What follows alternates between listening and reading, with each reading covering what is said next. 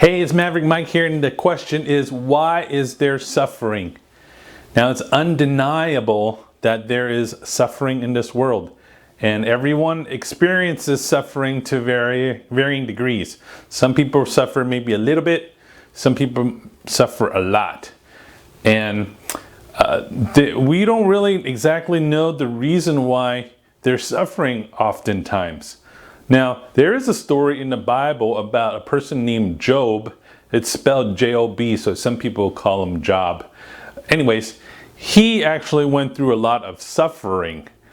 And the unique thing about this story is that God actually tells us why he's going through the suffering. The suffering that Job went through was he lost family members and people around him and a lot of his valuables. So he pretty much had very little after all that suffering. Now, the reason why Job was suffering was because there was some kind of bet between the devil and God. And the devil said, well, you know, Job, he's only like praising your name because you've given him so much stuff. You removed the stuff from him and he will curse you. And God says, well, if you want to bet me, go ahead, give it a try.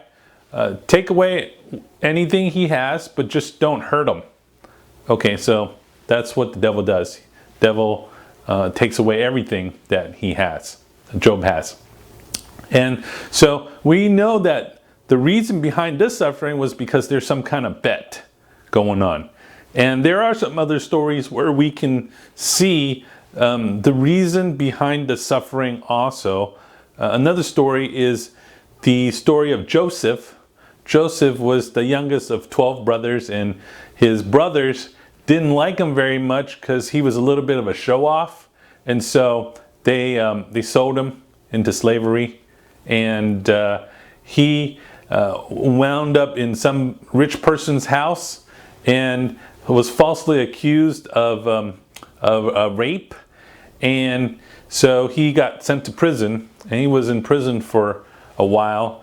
And we think, oh gosh, this is such a terrible thing to happen to Joseph. He certainly doesn't deserve any of the things that happened his way so far. But God had a plan for Joseph in the midst of that suffering to help use Joseph to rescue his people. Later on in the story, that's what we find out. So sometimes there are reasons for suffering, but we might not know the reason why we're suffering. And sometimes we don't know the reason at all. Okay, now oftentimes, I think that's the majority of the time, where you just don't know the reason why there's suffering going on at all, because God doesn't necessarily tell you exactly why you're going through a difficult time in your life. Now, with that said, God does use suffering somehow to help you realize your dependency on God, or your need for God, or at the very least know that something is really wrong with this world, and maybe that might create a craving for another world in you. So that's what suffering often does. And so I just want to commend you for that question. That's a great question, and I hope you can think about that a little bit more. So I hope that helps.